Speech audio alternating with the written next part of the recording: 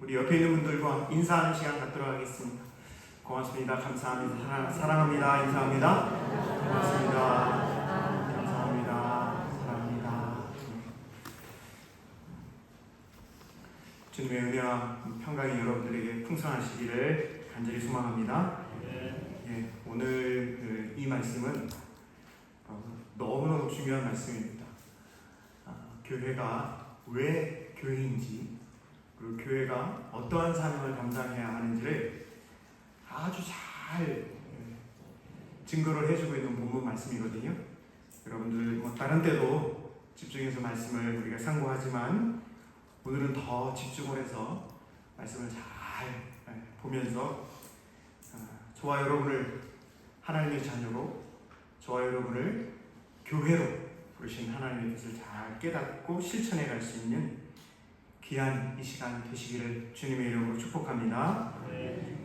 예, 제자들이요, 예수님이 부활하시고 이제 승천하시게 되는 그런 상황에서 예수님께 질문을 합니다.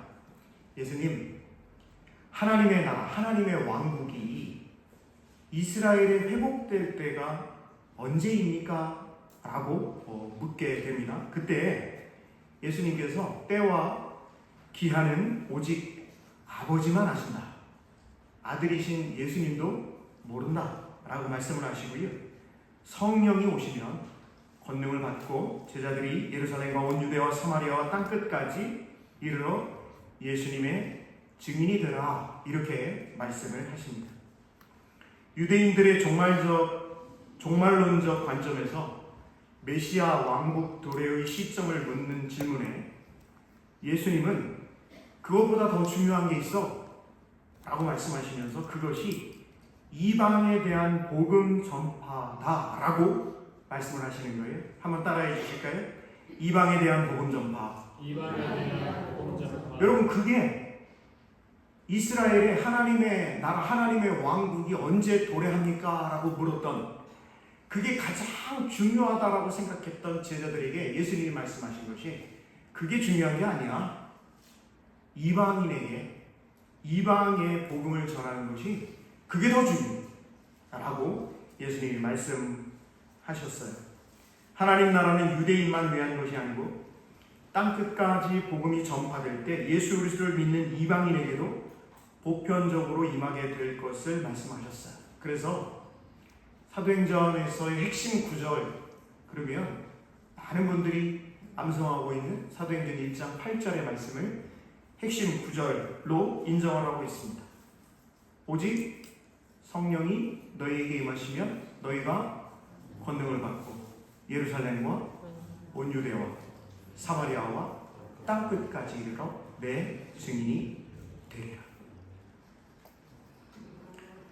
사도행전 1장 8절 이 말씀을 중심으로 보면요, 사도행전을 보면 복음이 예루살렘에 전파되기 시작한 것이 사도행전 1장에서 5장에 기록이 되어 있고요, 헬라파 유대인의 참여가 사도행전 6장에, 그리고 핍박을 통한 사마리아에서의 복음 전파가 7장과 8장에 기록이 되어 있고, 이방인의 사도가 될 사울의 회심이 사도행전 9장, 그리고 이방인에 대한 복음 전파가 베드로를 통해서 사도행전 10장과 11장 18절까지 고넬료라고 하는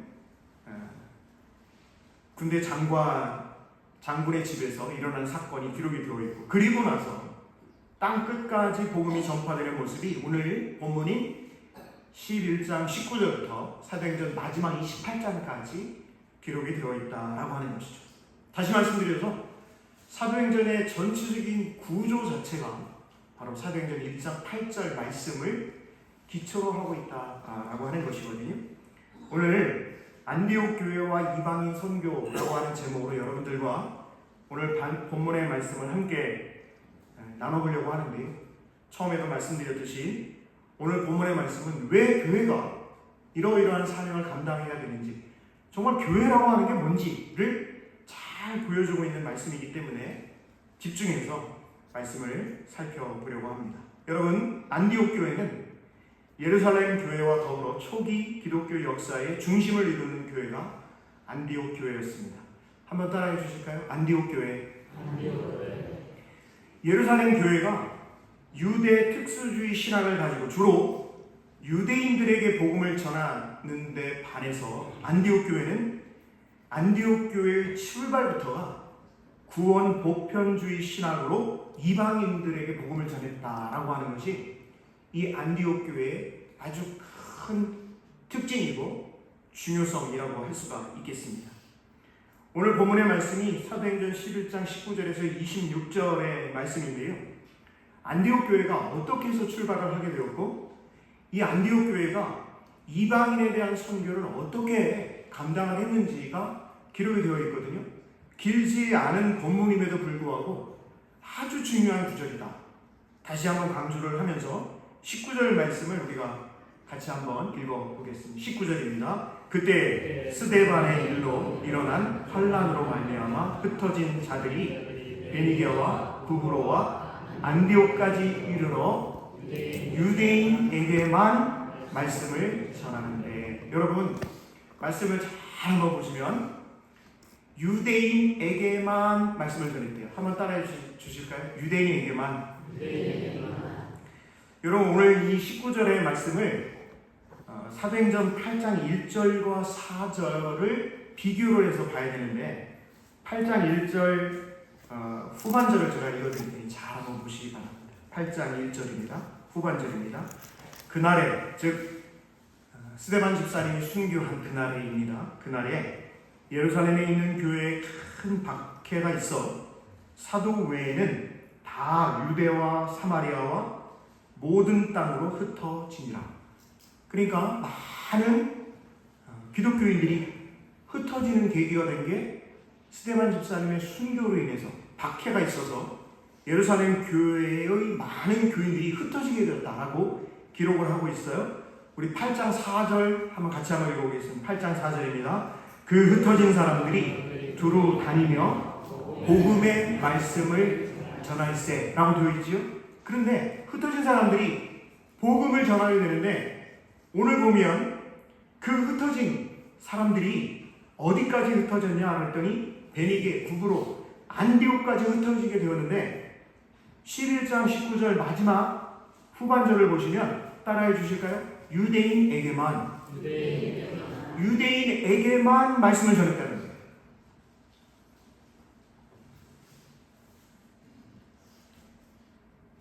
헬라파 유대인들이었었거든요. 예루살렘 교회에서 지금 흩어진 사람들이 헬라파 유대인들이었어요. 디아스포라 유대인입니다.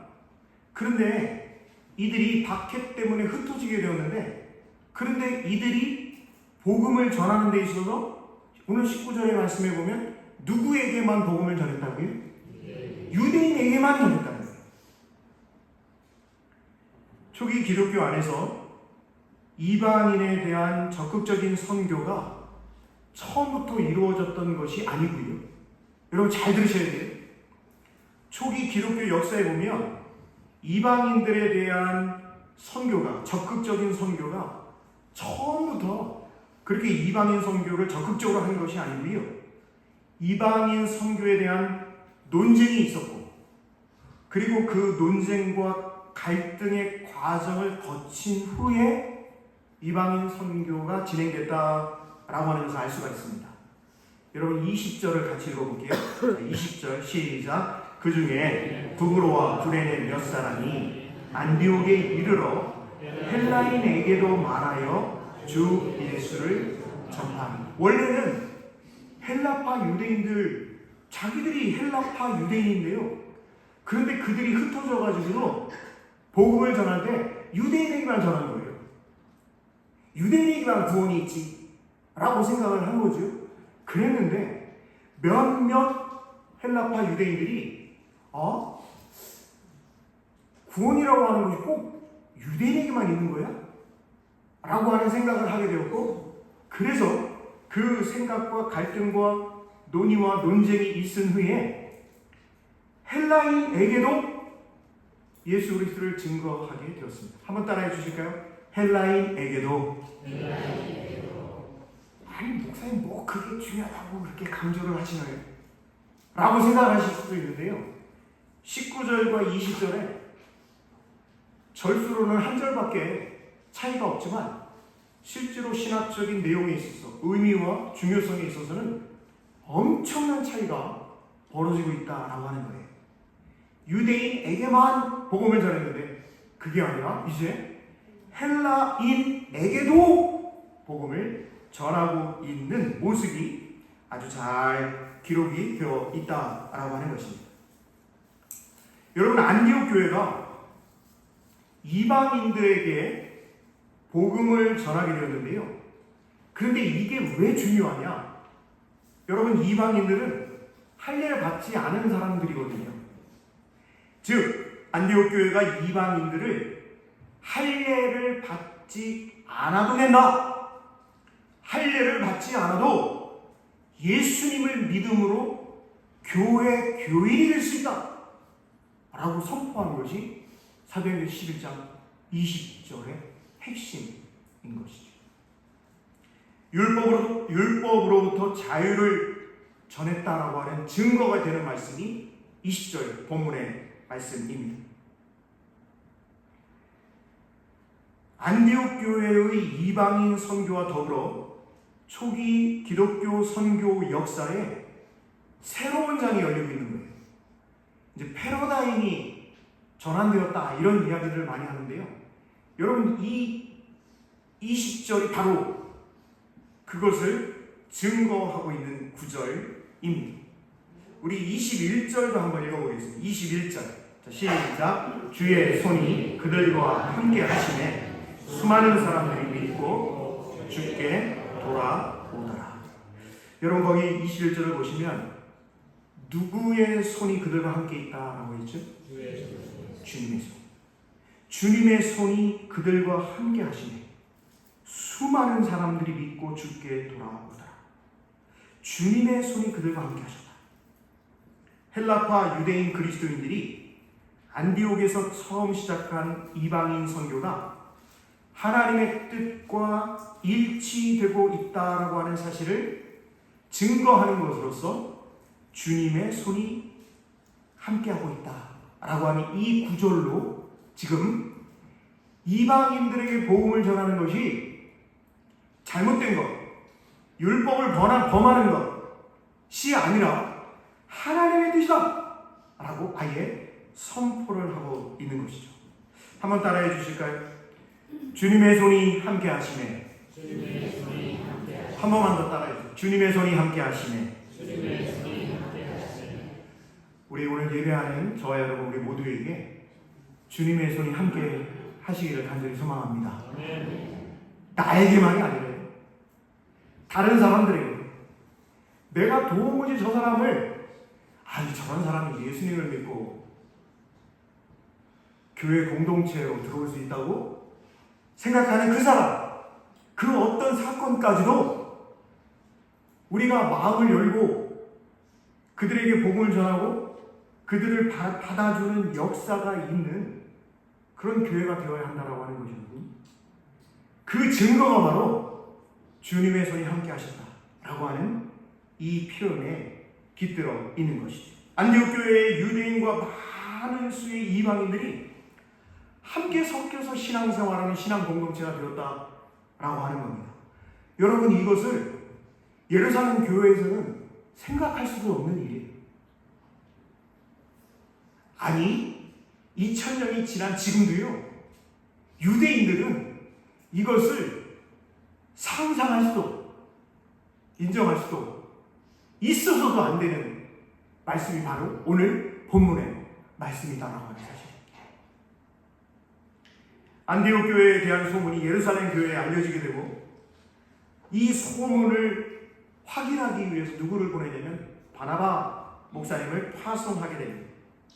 바나바 목사님이 안디옥 교회에 파송되면서 안디옥 교회가 이방인에게 할례 없는 복음을 전하는 것과 그것을 통해서 많은 이방인들이 주님께 돌아오는 것을 보고 그것이 하나님의 은혜임을 깨닫게 되었다라고 기록이 되어 있어요. 여러분, 23절 말씀도 같이 한번 읽어보겠습니다. 23절입니다. 그가 이르러 하나님의 은혜를 보고 기뻐하여 모든 사람에게 굳건한 마음으로 주와 함께 머물러 있으라 허나니 이렇게 되겠죠. 하나님의 은혜. 여러분, 이 하나님의 은혜라고 바나바 목사님이 그렇게 고백을 했다는 거예요. 이 이방인 지역에 쓰여진 안디옥 교회가 이방인들에게 복음을 전해서 이방인들이 많이 하나님께 돌아오게 되고 유대인들과 이방인들이 함께 공동체를 이뤄간 이것에 대해서 도대체 무슨 일이야? 라고 와서 팩트 체크를 했다는 거죠. 그랬더니 야, 이거야말로 하나님의 은혜가 아니고서 이런 일이 어떻게 일어날 수 있어? 라고 인정을 하게 되었다라고 하는 것이죠.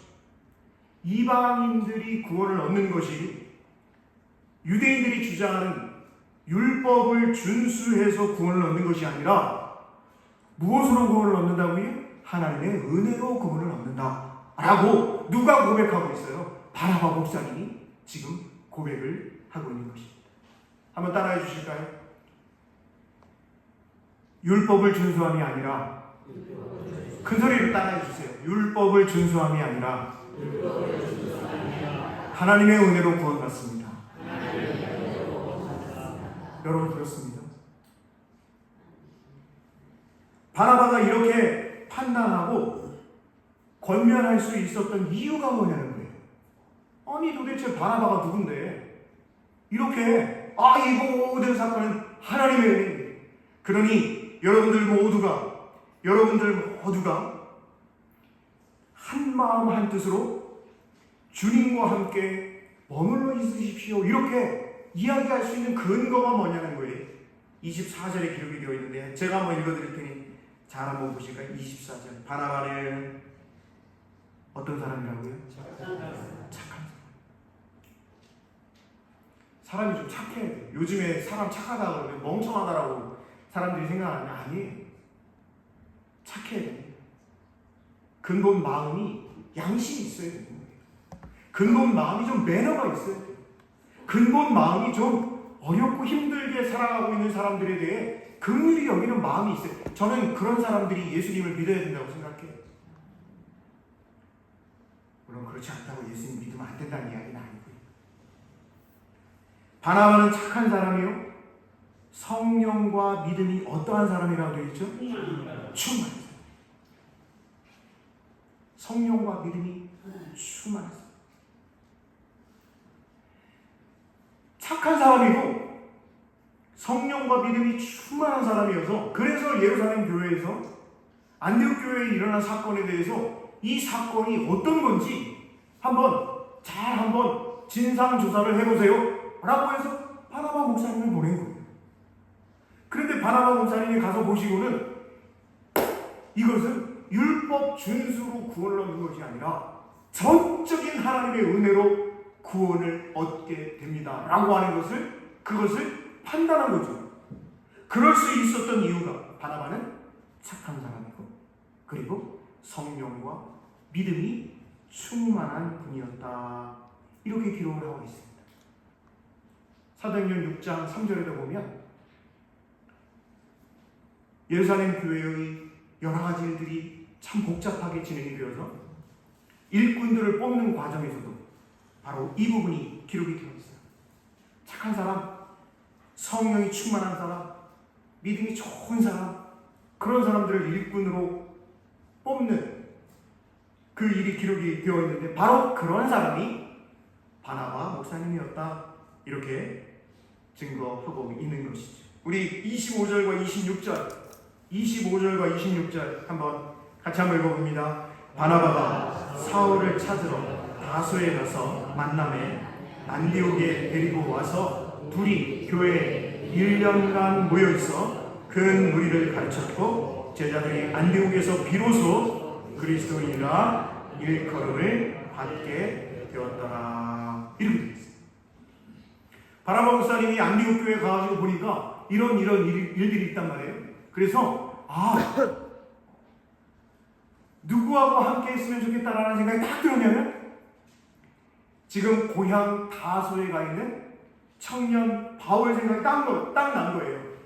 여러분, 그런데 이 바울, 청년 사울이죠. 이 바울이 자신의 고향에 가가지고 있는 이유가 사도행전 9장 26절 이하에 잘 기록이 되어 있거든요. 여러분 그 부분을 한번 좀 살펴봐야 합니다. 9장 26절을 한번 보시면 제가 읽어드릴게요. 한번 보세요. 사울이 예루살렘에 가서 제자들을 사귀고자 하나. 사울이 다메섹에서 예수님을 만나고 난 다음에 변화돼가지고요. 예수님이야말로 하나님의 아들이고 예수님이야말로 그리스도고 메시아구나. 그 귀한 분을, 그 하나님의 아들을 내가 십자가에 못 박아 죽였구나. 내가 그것을 증거하는 스데반 집사를, 내 동료를, 내 친구를 돌로 쳐 죽이는 일에 앞장섰구나 라고 하는 것을 깨닫고 회개하고, 그리고 예루살렘에 가서 제자들을 만나서 사귀고자 했지만 다 두려워하여 그가 제자됨을 믿지 아니하니 바나바가 데리고 사도들에게 가서 그가 길에서 어떻게 주를 보았는지와 주께서 그에게 말씀하신 일과 다메섹에서 그가 어떻게 예수의 이름으로 담대히 말하였는지를 전하니라. 사울이 제자들과 함께 있어 예루살렘에서 출입하며 또 주 예수의 이름으로 담대히 말하고 헬라파 유대인들과 함께 말하며 변론하니 그 사람들이 죽이려고 힘쓰거든. 왜? 예수 그리스도에 대해서 증거하니까요. 사울을 죽이려고 하는 일이 벌어진 거예요. 그래서 형제들이 알고 가이사랴로 데리고 내려가서 다소로 보내니라. 잠시 피신해 있어 라고 해서 다소에 가 있는 그런 상황입니다. 이 모든 과정에서 청년 사울의 실언을 보증해 준 분이 누구예요 여러분? 조금 아까 27절에 있었는데 바나바가 라고 되어 있죠. 바나바 목사님이 청년 사울의 실언을 보장해 준 겁니다. 이 사람 정말 예수님 믿는 사람이에요. 이 사람 정말 예수님 만난 사람이에요 라고 했었던 이 바나바 목사님이 안디옥 교회에 가서 보니까 일꾼이 필요하구나 라고 해서 언뜻 생각하는 사람이 바로 청년 사울이에요. 그래서 다소에 가서 사울을 데리고 와서 안디옥 교회에서 1년 동안 사역을 하게 되었다라고 기록을 하고 있습니다. 여러분 사도행전 전체를 통해서 볼 때 바울 사도가요 1년 이상 머무르면서 목회하는 곳이 많지가 않습니다. 딱 세 곳인데요. 안디옥, 오늘 본문의 안디옥, 그리고 고린도와 에베소에서만 1년 이상 사역을 했어요. 그것을 감안해 본다면 안디옥 교회에서의 사역이 이방인 선교를 위해 하나님의 일꾼, 하나님의 그릇으로 선택된 이 바울에게 있어 1년이라고 하는 그 시간, 바울 사도의 신학과 비전과 모든 앞으로의 그의 복음의 열정을 가지고 살아가는 데 있어서 큰 영향을 끼친 곳이 바로 안디옥 교회다라고 하는 것을 알 수가 있습니다. 그러면서 26절 마지막에 보면 제자들이 안디옥에서 비로소 무엇이라 일컬음을 받게 되었다라고 되어 있죠? 그리스도인. 한번 따라해 주세요. 그리스도인. 저와 여러분을 뭐라고 합니까? 그리스도인. 기독교인이라고 하죠. 여러분 이 그리스도인이라고 하는 것이 크리스투스라고 하는 예수 그리스도라고 했을 때 이 그리스도라고 하는 말이거든요. 그리스도인이라고 하는 말은 어떤 뜻을 가지고 있냐? 그렇습니다. 예수님을 따르는 자라고 하는 뜻을 가지고 있는 게 그리스도인이지 않습니까? 여러분 저와 여러분은 누구를 따르는 사람이라고요? 그래요. 예수 그리스도를 따르는 사람들이에요.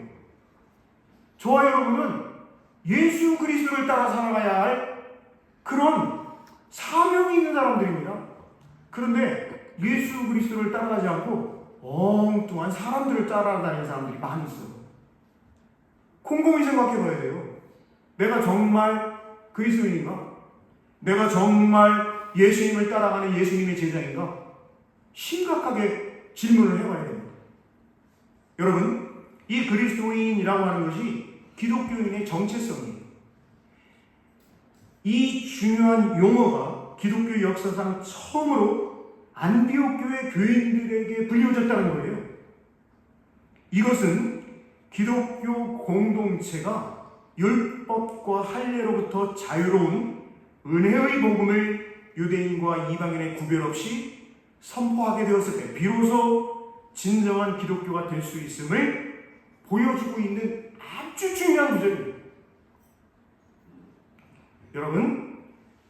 하지만 조금 더 생각을 하고 말씀을 마치려고 하는데요. 안디옥 교회의 시작은 기독교가 자기 정체성을 부여받은 대단히 중요한 의미를 갖고 있다라고 하는 거예요. 개인도 마찬가지고 공동체도 마찬가지인데요. 자기 정체성이 부여되는 것은 단순히 외부적인 조건이 갖추어짐으로 되는 것이 아니지 않습니까? 예루살렘 교회나 안디옥 교회 이전의 공동체들이 미처 깨닫지 못했던 사실을 안디옥 교회 교인들이 다르게 인식을 해서 그것을 그들의 사명 속에 구현하고 있다고 하는 거예요. 여러분, 제가 질문을 드립니다. 안디옥 교회의 사명이 뭐였어요? 그것은 이방인들에게 복음을 전하는 거예요. 한번 따라해주세요. 이방인들에게 복음을 전합니다. 그게 안디옥 교회의 사명이었어요. 사실은 예루살렘 교회에도 그 사명을 주셨음에도 불구하고 예루살렘 교회는 그 사명을 제대로 감당하지를 못했어요. 그랬더니 사도행전 1장 8절의 말씀처럼 오직 성령이 너희에게 임하시면 너희가 권능을 받고 예루살렘과 온 유대와 사마리아와 땅끝까지 이르러 라고 하는 복음이 점점 확장되어 가고 있는 그 가운데 그 말씀을 이 안디옥 교회와 교인들이 잘 깨달았던 것이죠. 하나님의 뜻이 무엇이다라고 하는 것을 잘 깨닫고 안디옥 교회가 우리 교회의 사명은 이방인들에게도 복음을 전하는 것이다 라고 이방인들에게 복음을 전했고요.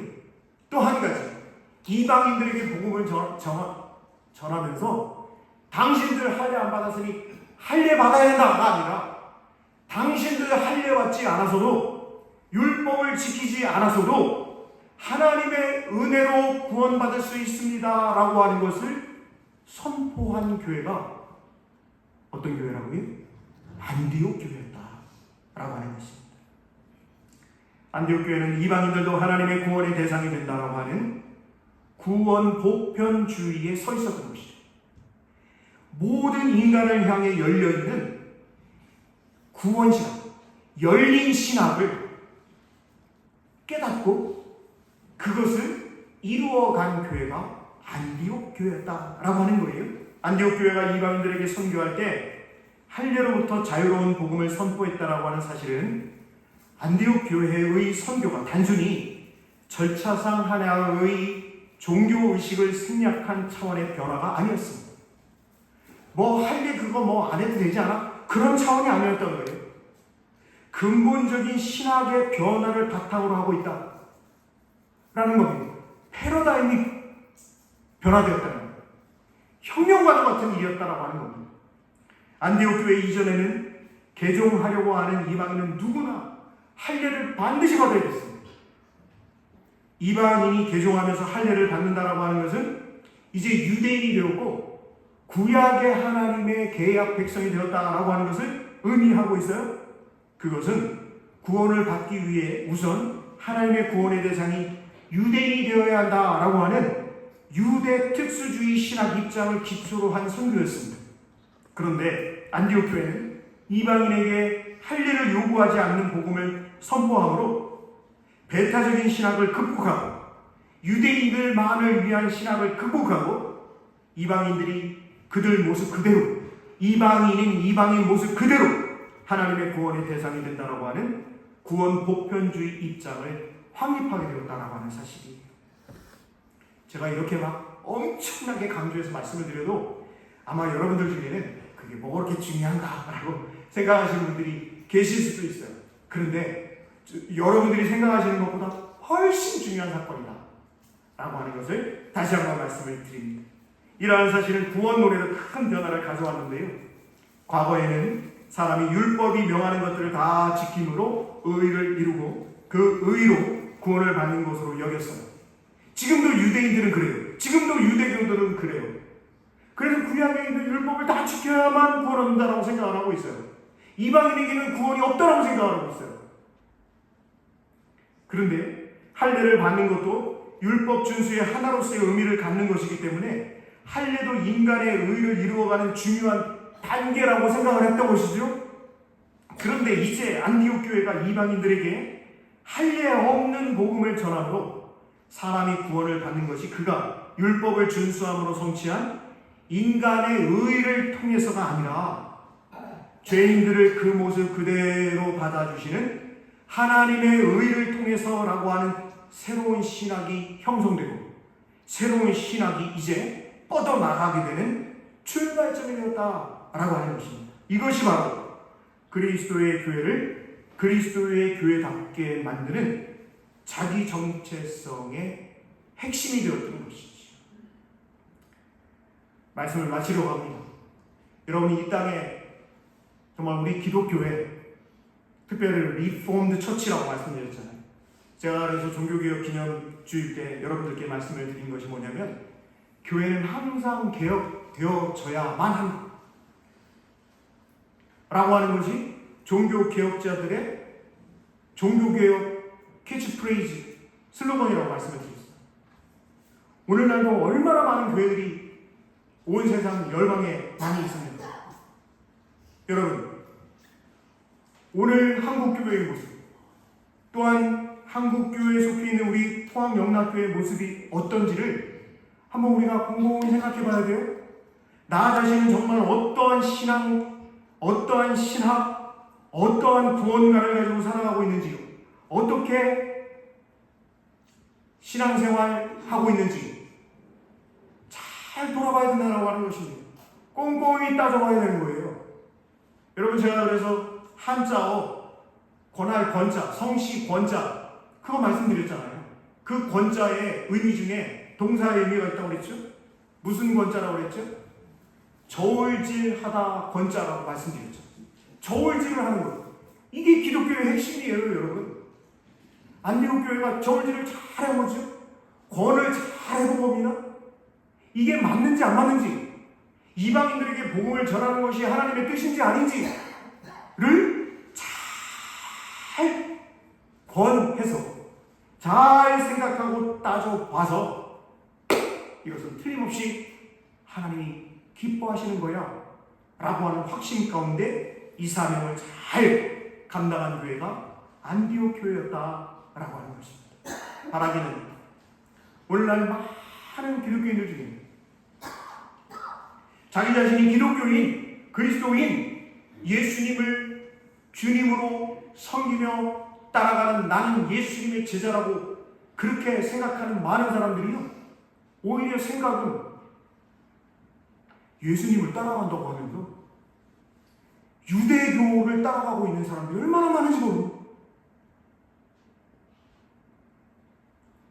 제가 예전에 대학에 들어갔을 때 처음 읽었던 책 중에 하나가 껍데기를 벗고서라는 책이었는데요, 그 책을 보면서 제 생각이 완전히 새로워지는 그런 느낌을 받았어요. 껍데기를 벗어버려야 돼요. 그러지 않으면 바울과 같은 사람, 예수님을 만나기 전에 바울과 같은, 여러분, 바울이 예수님을 만나기 전에 얼마나 잘 나가는 사람입니까? 제가 더 말씀드리지 않아도 바울처럼 똑똑하고, 바울처럼 실력 있고, 바울처럼 인정받고, 바울처럼 진짜 뭐 전도 유명한 사람이 세상에 어디 있습니까?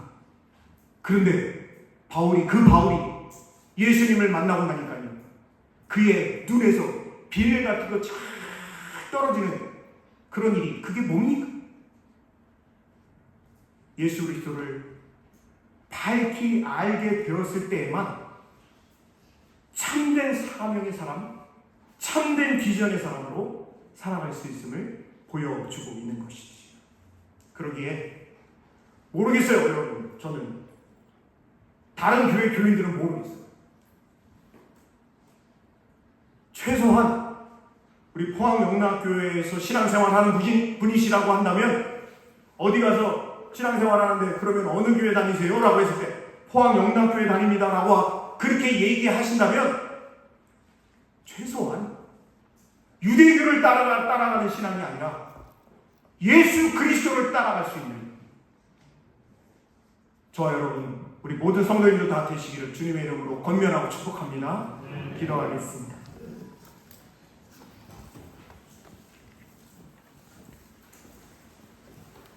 하나님, 우리가 오늘 사도행전의 말씀을 통해서 우리가 어떤 마음으로 신앙생활을 하고 예수님을 따라야 하는지를 이방인 지역에 이방인들이 중심이 된 안디옥 교회를 통해서 잘 깨닫게 하여 주시옵소서. 이 말씀이 너무나도 중요한 말씀이기 때문에 우리가 앞으로 신앙생활 할 때에 이 말씀을 바탕으로 기초로 신앙생활 잘 해 나아갈 수 있는 이 자리에 모인 우리 모두 되게 하여 주시옵소서. 예수님 귀하신 이름으로 감사하며 기도드립니다. 아멘.